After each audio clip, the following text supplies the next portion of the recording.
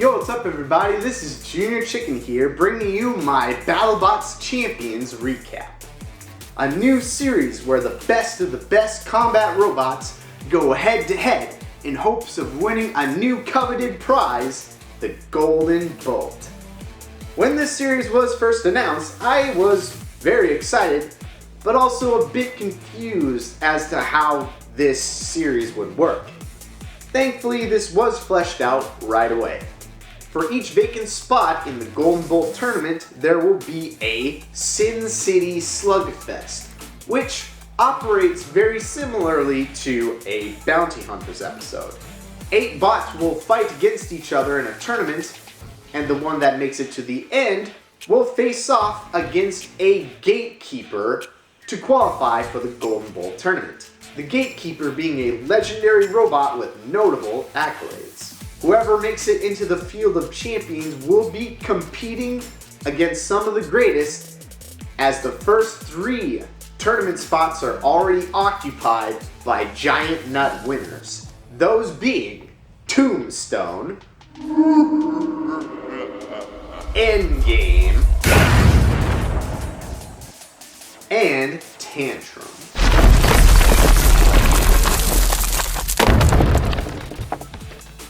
I was a bit disappointed that Bite Force and Son of Waiachi didn't make a return here, but on the bright side, that means we get 5 Slugfests instead of just 3. Now that the details are out of the way, time to break down each week and see which robots rose to greatness.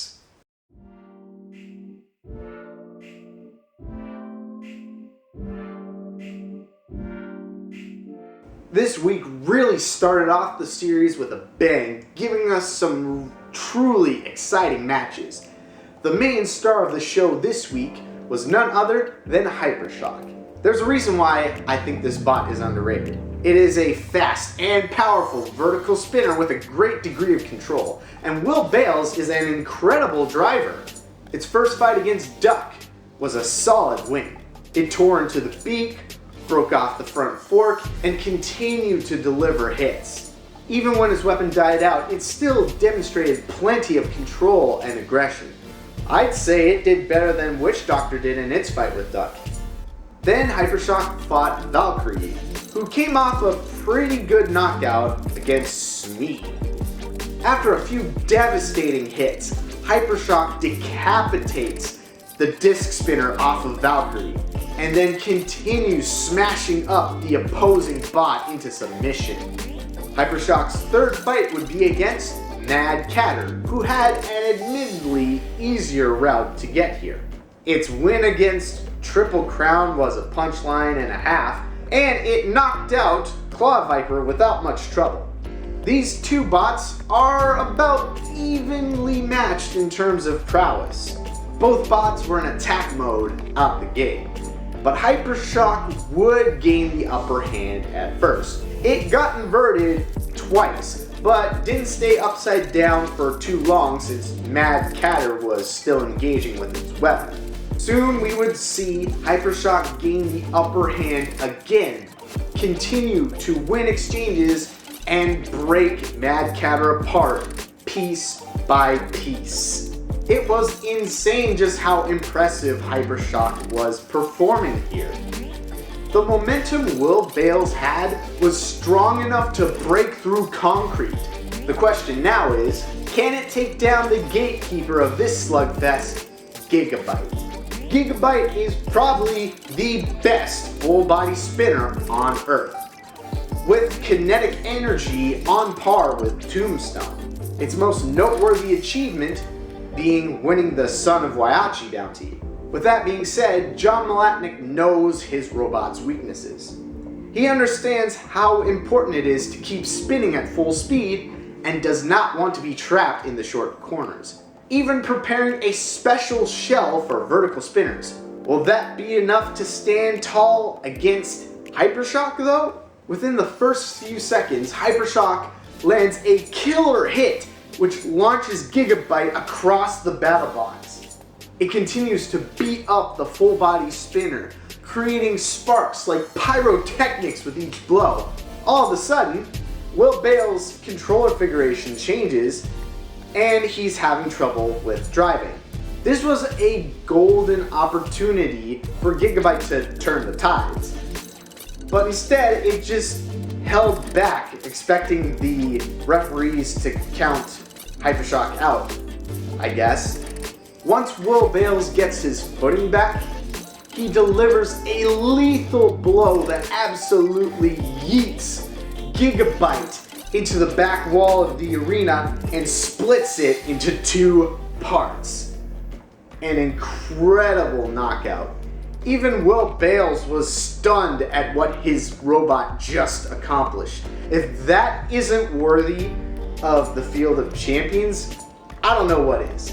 Hypershock has definitely earned the A-tier rank just from this Slugfest alone.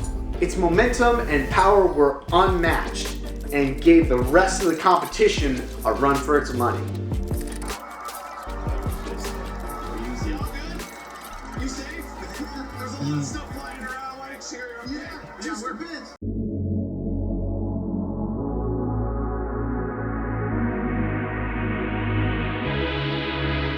The second Slugfest wasn't quite as exciting as the first one, but still had some pretty interesting fights despite fairly one-sided matchups.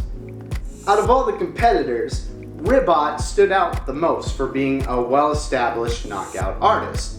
Sure, it did lose out to Hydra in the first round of the main series tournament, but you can't ignore how far this team has come since 2019. It survived a shot to the face from Double Jeopardy, then tore them to shreds.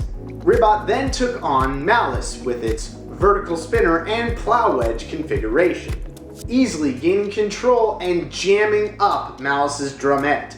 And while its vertical disc spinner did stop during the fight, this was an intentional play from the team, and it was fully functional at the end.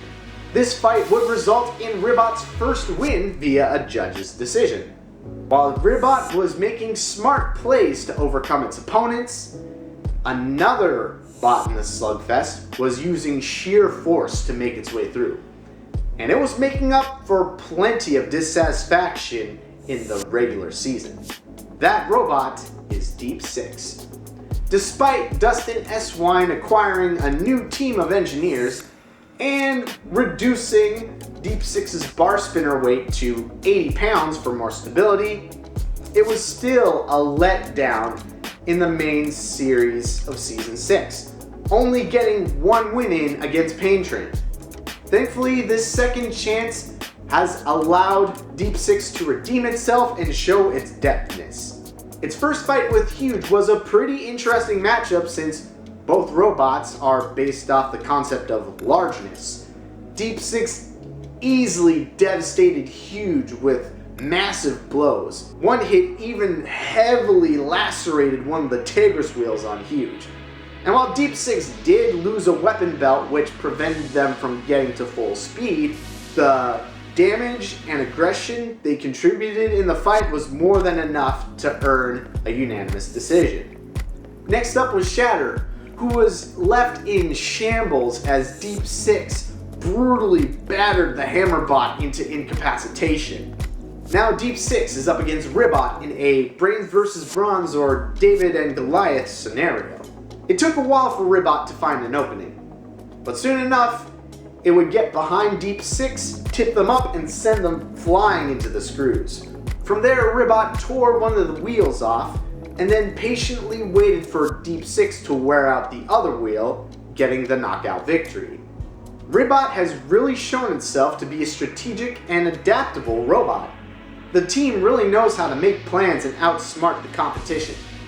Now they have a date with a legendary bot builder, Donald Hudson, and his iconic vertical spinner, Lockjaw.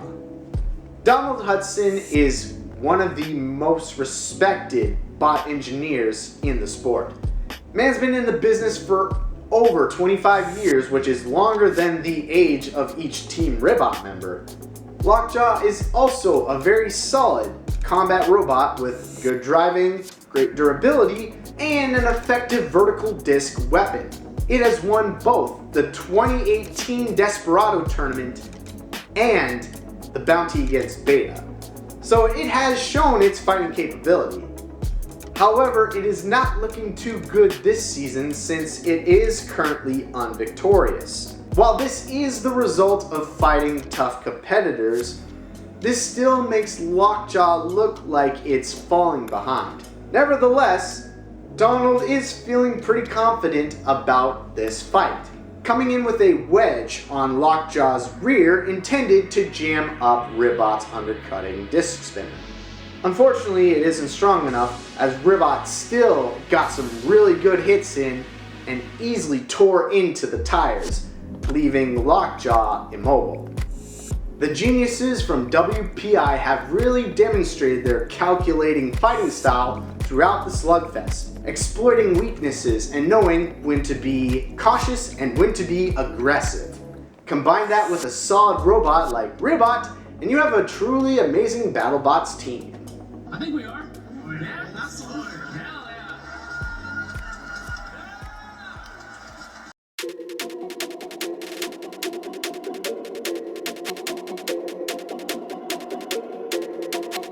This was probably the weakest episode for me. Aside from 2 short yet catastrophic knockouts, the fights overall were pretty underwhelming for me. For the record, my money was on Uppercut, mainly due to its reputation as a knockout artist being built by a bunch of undergrad students, much like Ribbot. It made light work of Dragon Slayer despite testing a new weapon that didn't pack as much of a punch as the team liked. Then in the rematch against Free Shipping, not only did Uppercut cause yet another explosion. Oh! There we go! What did I say? What did I say? But they knocked out the famous lifter bot in record time. So far, they were looking like shoe-ins, or gloves in, I should say. Nonetheless, they still had to contend with a rookie, also known for its powerful weapon strength, Glitch. Glitch had a fairly feeble run thus far. In its first fight with Gruff, both bots were struggling with driving, but Glitch got some hits off that flipped Gruff upside down, while Gruff really couldn't do anything. Then in its next fight against Retrograde, Glitch was able to deliver heavy damage to the forklifter and chew off the outer wheels. Even then, it was still getting stuck on the battle box floor, and thus won via a split decision. Not looking too good compared to Uppercut's 2 knockouts. Then again, Riptide was able to pull off the upset, so maybe Glitch could too. Team Glitch decided to remove the front forks going into this fight, whereas Uppercut came equipped with its sharpest weapon. Right off the bat, Uppercut gets caught in the kill saw slots and loses a bit of balance, allowing Glitch to break off one of its sidebars, continuing to throw it off balance. Glitch continues to deliver punishment, but not consistently as its movement is still very wobbly. Uppercut's weapons start scraping the ground, which greatly hinders their movement. After Glitch takes off a piece of Uppercut's bottom armor, Glitch stops moving. Next thing you know, both bots are getting counted out in a simultaneous knockout. I think I'm being pretty rational when I say this is not how you want your penultimate Slugfest match to go down. This was just anticlimactic and both bots looked pretty bad here. The split decision would go to Glitch, which I feel was fair since it did get more damage and more hits. Still, with its awkward and frequent driving issues, I did not think Glitch had a chance of qualifying. Especially since the gatekeeper is none other than my favorite bot, Rotator. It has gained a legendary status for a reason. It is a strong horizontal disc spinner bot that continues to adapt and become stronger. Victor Soto is a great bot builder, driver, and tactician. Rotator has done bits throughout its career, from winning the Most Destructive Bot Award in 2018 to destroying Tombstone in 2019 to winning the bounty over Bronco in 2020. Once I saw Glitch did not equip its diagonal wedge, I figured this was going to be an easy fight for Rotator. Little did I know that Glitch would shock the world once again. One hook to the side and Rotator was catapulted, disemboweled, and left smoking. I was just extremely shook. I could not believe what I had just seen. I immediately felt embarrassed for being so cocky going into this fight. At least with the Tantrum fight, I didn't take Tantrum lightly. I knew it was going to be a challenge. Here, I just looked like an idiot. It's okay. I've been humbled. I've taken the L, and now I will acknowledge that Glitch is a serious contender here. Maybe its driving isn't that big of a deal considering how dangerously powerful its egg beater drum is. It's part of the reason why Glitch has remained undefeated with 7 wins to its name. It probably just needs to keep its weapon pointed at the enemy to pose a threat. And hey, considering that it got disqualified from the main series championship tournament, it definitely deserves a second chance with the Golden Bolt. Actually, not somehow. It's because of all of them. They've been working 16 hours a day. That's how through like 3 fights.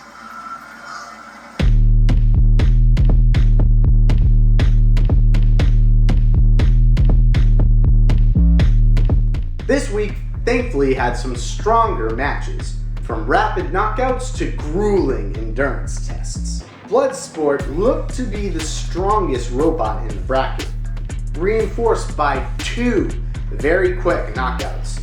It easily shut down Big Dill's lifter and then shoved it into the screws.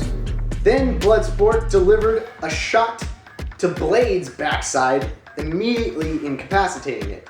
Bloodsport was murking its opponents like a hitman, taking little to no damage and by proxy downtime for repairs. Its third opponent would be Blacksmith. Now let's talk a little bit about Blacksmith since it didn't make it into the top 32 during the main series, but I still feel like it's a pretty competent bot.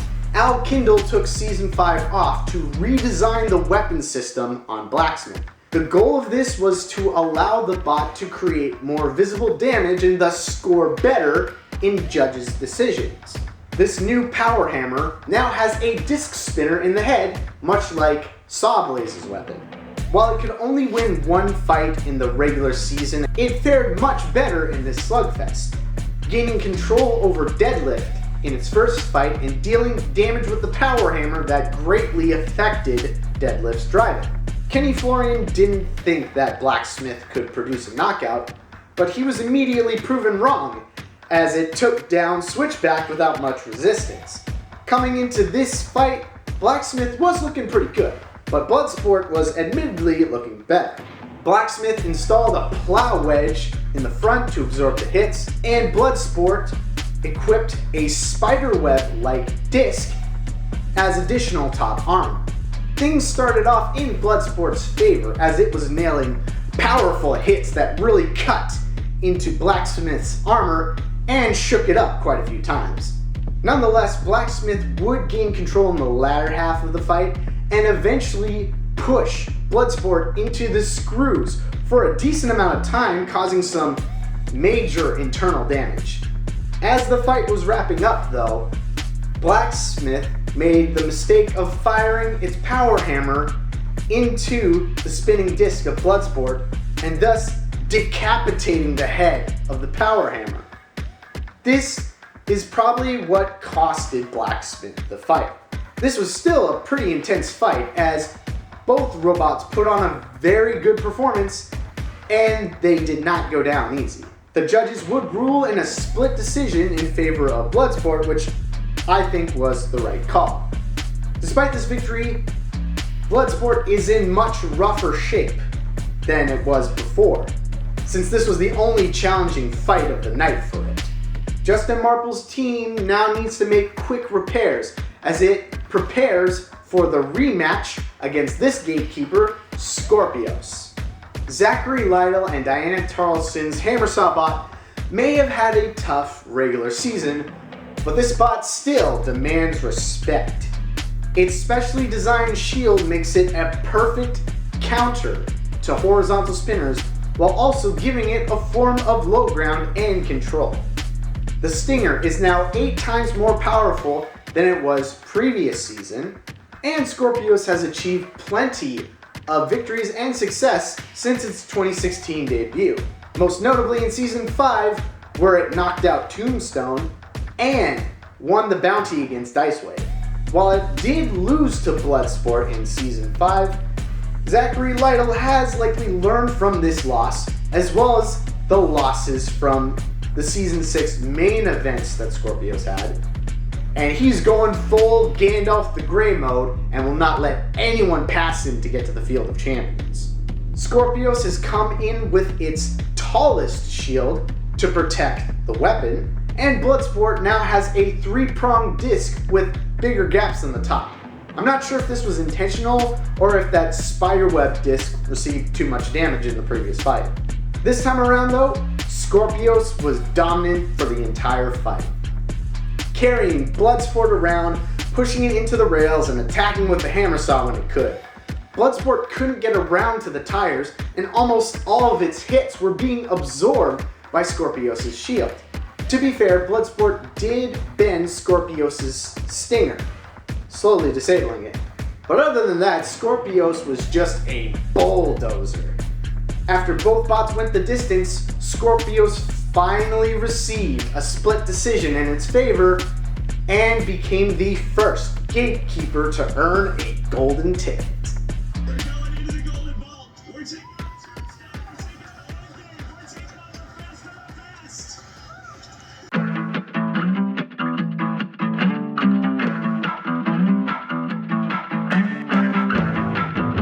This was probably pound for pound the most satisfying Slugfest, with a great blend of jaw-dropping and nail-biting fights.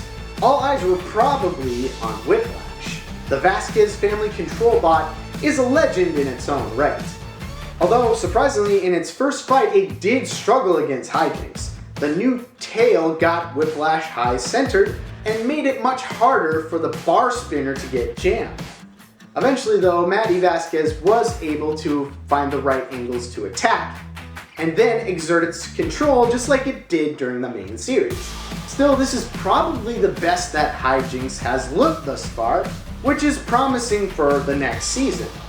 Whiplash's next opponent would be Ghost Raptor, who I'm surprised is still kicking after getting completely obliterated by Cobalt. This was an easy fight for Matthew as he was able to flip Ghost Raptor upside down within the first minute. Now it must face Black Dragon, a well-established vertical spinner robot that's had a fairly similar run up to this point. Its first fight against Overhaul started out pretty rough as it was grabbed and suplexed multiple times. It then turned things around with some powerful hits that popped Overhaul and tore into the treads on its wheels. This was followed by a fight against Perfect Phoenix. Perfect Phoenix had to settle for a smaller bar spinner since its weapon system was heavily damaged in its previous fight against Sub-Zero. This would make it a crash test dummy as Black Dragon just yeeted it multiple times, its last launch even reaching 25 feet high. Whiplash and Black Dragon have faced each other before in the semifinals in Season 5. Whiplash won that fight, and I was expecting history to repeat itself. Whiplash put on these new front fork panels for ground game, while Black Dragon sported the forks it had been using throughout the Slugfest. Just as I figured, Whiplash's control was on point, and Black Dragon was upside down for most of the fight. Its drum spinner got caught in the kill saw slots, it was losing belts, and even its flamethrower system fizzled out. Max driving was the ultimate weapon in this fight, utterly dominating Black Dragon for the full 3 minutes. The only thing standing in Whiplash's way to the Field of Champions is the toughest and deadliest gatekeeper yet, Witch Doctor. Witch Doctor's prominence goes without saying, but I'm gonna say it anyways. Andrea and Mike Delately are the power couple in the sport, with years of building and driving experience between them. Witch Doctor is dangerously powerful, but also has a great degree of durability and speed. This robot has become the championship runner-up twice in the past 3 seasons and defended its own bounty in Season 5. These 2 robots have faced each other before in Season 4, but both are more than worthy of making it to the Field of Champions. Who will come out on top and claim the last spot in the Golden Bolt tournament? Whiplash gets the advantage in the beginning, using the fork panels to pick up Witch Doctor and carry them around, even with one of the forks being bent back. This goes on for the full first half. Witch Doctor doesn't cave in though, and tries to outmaneuver Maddie Vasquez. Once Mike Delately gains some momentum, he starts landing more hits onto Whiplash and slowly shoves it into the short corner, flipping it over for the knockout. As we've seen before with Witch Doctor, all it takes is one opening for this robot to overpower you and leave you out cold. With that being said, this fight was the perfect way to cap off the last Slugfest, as we see 2 S-tier bots duke it out. Both robots were more than worthy of making it to the Field of Champions, but only one could make it. In the end, 2 championship runner-ups were better than one. Every single matchup here could be a finals matchup. Really, the level is that high. I wouldn't be surprised if they were in the finals instead of us. We have a ton of respect for them, and this has been the shakiest I've been in any match. It was so tense. Before we move on to the Golden Bolt tournament bracket, I would just like to note that there were some other bots that didn't enter any Slugfests that I feel would have made some great competition. Sawblaze, Cobalt, Minotaur, Riptide, and Hydra are just some examples. Why they decided to sit on the sidelines for this event, I'm not sure, but I feel like they missed a golden opportunity here. Pun intended.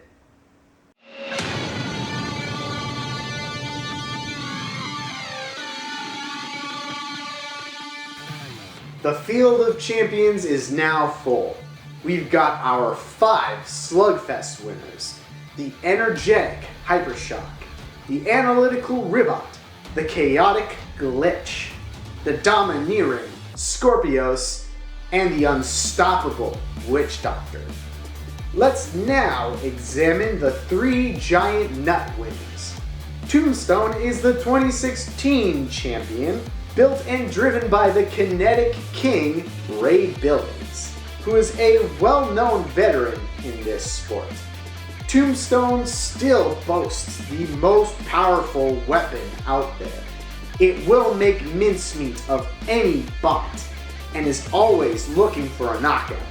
Lately though, Tombstone has been struggling to maintain its killer reputation, as more robots are learning how to overcome it, either by jamming up the bar spinner or redirecting the energy against Tombstone.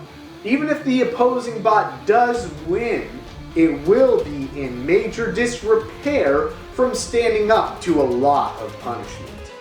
Endgame is the 2020 champion and the first international championship winner. The team is comprised of University of Auckland students with team captain Nick Mabey and driver Jack Barker. I'm gonna be honest, Endgame is the best vertical spinner in the game right now.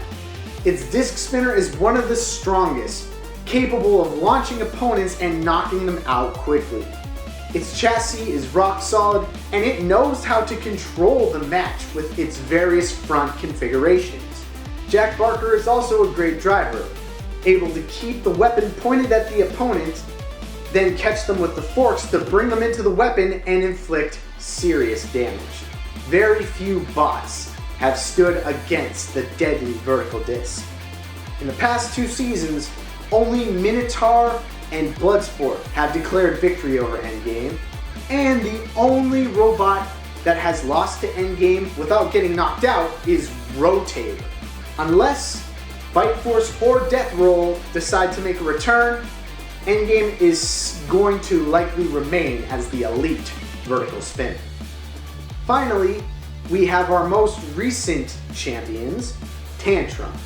One of the sturdiest bots in the sport and one of the most unique. With its punching vertical spinner, it can keep the weapon protected while it reaches full speed, then attack with thrust and RPMs to deliver hits. It's also excellent at control thanks to its low-profile design and front configurations, allowing it to win the ground game and get underneath other robots.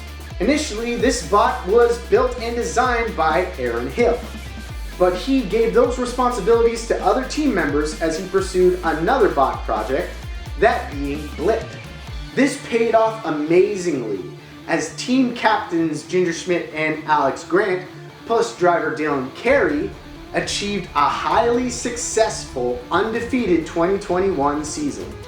While some people are skeptical of whether Tantrum was worthy of winning the Giant Nut, including my father, I still stand behind this robot.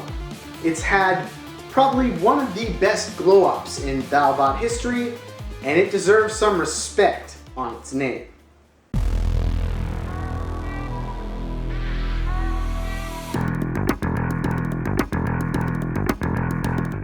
Here we are at the Golden Bolt Tournament.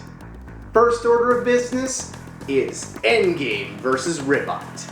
During Ribot's 2019 season debut, their first win was against Endgame, so this is kind of full circle for them. They've been playing mind games with Team Endgame, trying to make them question which front configuration they should use. In the end, Team Ribot decided to run their undercutting horizontal spinner that they used for most of the Slugfest. Team Endgame responds by equipping their trademark plow wedges on top of front forks. Before the fight starts, Endgame easily breaks off the forks to show, yeah, we picked the right configuration, so we're just gonna use our plow wedge to jam you up. And they easily brutalized Ribot in less than a minute, delivering some powerful blows that left Ribot flying. Next up, Hypershock versus Scorpios. Scorpios has beaten Hypershock twice now, once during the 2018 regular season and once during the bounty against Icewave. Will Bales is coming in with a more tactical perspective on this fight, believing that he will not get under the plow on the front of Scorpios. He will have to attack from the sides or the back. Strangely enough though, Hypershock's forks are low enough to get under the shield of Scorpios, and with 3 powerful shots, Hypershock sends Scorpios out of the arena. Already we've gotten 2 super quick knockouts. Crazy, isn't it? Glitch versus Witch Doctor. This is the fight that would have gone down if Glitch did not get disqualified from the top 32. So I was looking forward to this fight. With Glitch being such a low-profile bot, Team Witch Doctor decided to put ground-scraping forks on the front of their robot for once. Granted, they are pretty small forks, but the team felt they were necessary for Glitch. Things started off slow as Witch Doctor was being very cautious. Mike Galately was being patient as he did not want to drive straight into Glitch's egg beater drum and wanted to catch a good angle to hit Glitch and cause him damage.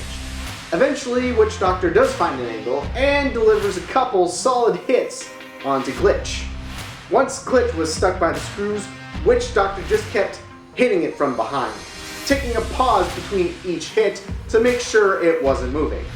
From there, Witch Doctor got their knockout and gave Glitch their first L. Still, you gotta give a lot of credit to Glitch for going undefeated for such a long period of time. Tantrum versus Tombstone. This is a big redemption fight for Team Tantrum. Last time they fought Tombstone was in 2018, and it was an embarrassing loss. Not only did Tantrum get knocked out, but its fist got chopped off and embedded in the BattleBots arena. Thankfully, Tantrum has made miles of improvement since then, and is much more confident facing Tombstone in this fight. They had no problems deflecting the deadly energy of the bar spin, and they made Tombstone go absolutely ballistic. Next thing you know, Tombstone is stuck in the short corner, generating sparks from how much the energy of its weapon is overpowering the bot. Then it starts smoking and swiveling on only one wheel, as we have seen in previous fights. While this was a big win for Tantrum and a great statement on how durable their bot is, they did suffer some big damage during this fight, which included damage to their weapon system and one of the fists on their Self-Rider. But hey, at least they didn't die out. Moving on to the second round of the Golden Bolt tournament, we have Hypershock versus Witch Doctor.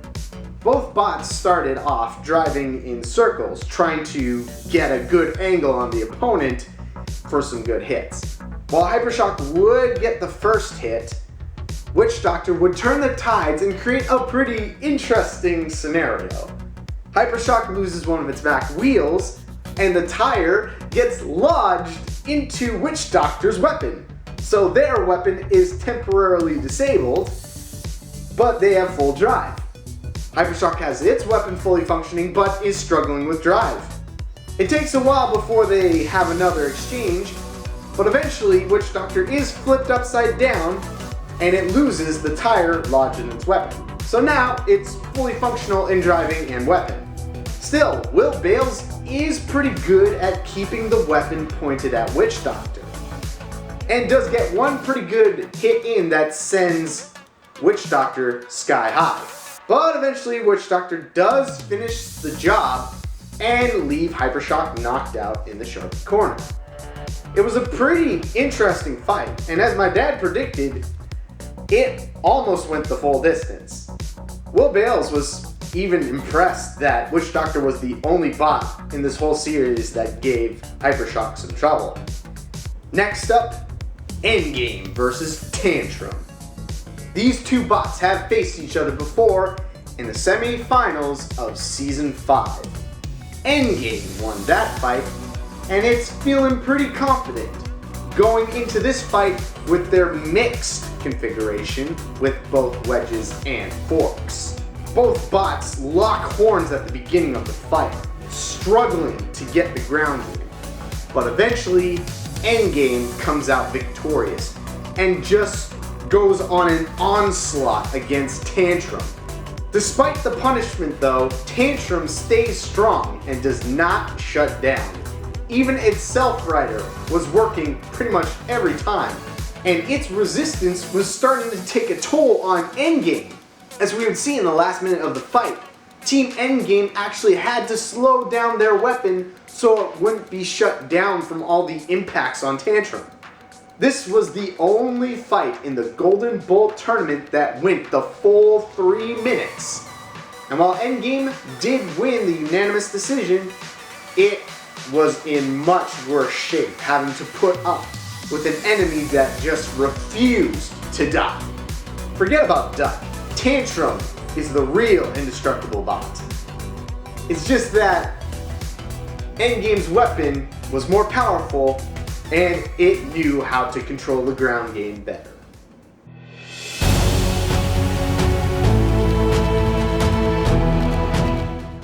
Now we have reached the final fight of the Golden Bowl tournament. Witch Doctor versus Endgame. Two of the best vertical spinners out there. Will Endgame replicate the results, or will Witch Doctor prove it is not just the Luigi of the sport?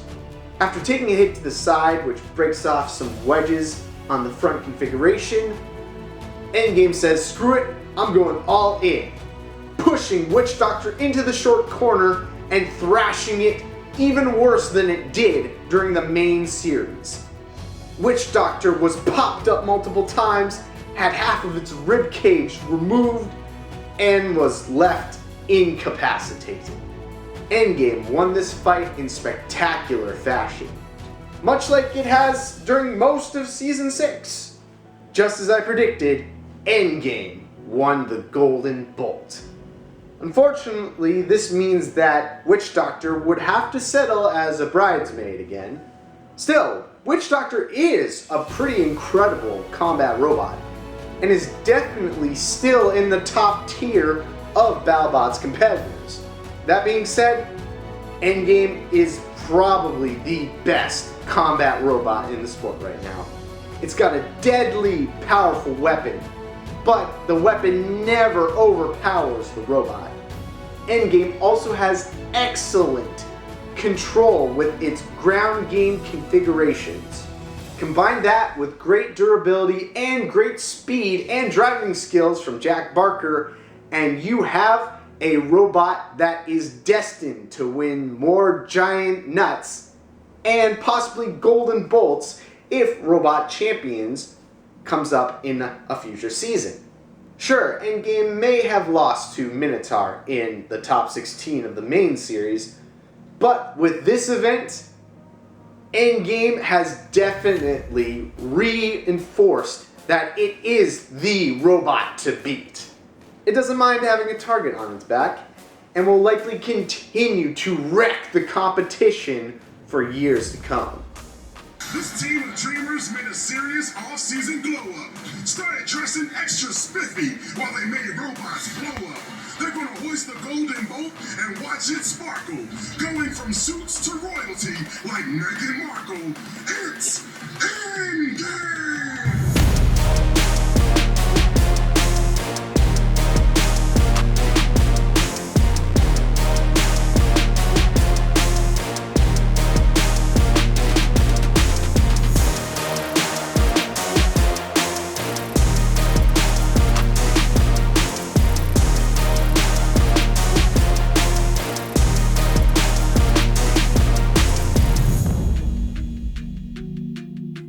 I don't know about you, but I'm already excited for 2023. I can't wait to see rookies like Blip, Glitch, and Riptide make a name for themselves, see bots like Ribbot and Hypershock rise in success, and who knows, maybe we will see Rotator finally make it into the top 8 in Season 7.